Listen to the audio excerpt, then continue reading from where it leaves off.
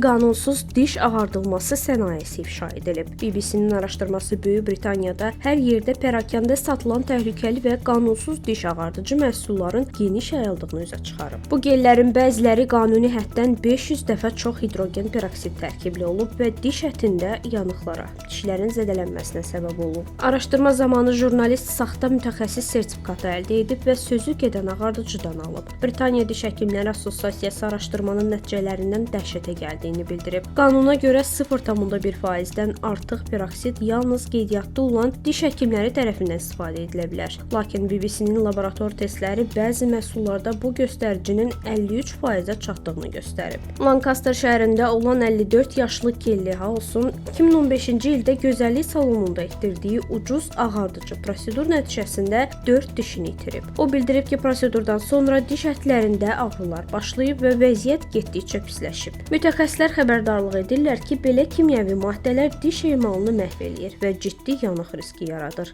2016-cı ildən etibarən Böyük Britaniyada qanuni həddi aşanlara limitsiz cərimə və məhkəmə cəzası tətbiq olunur.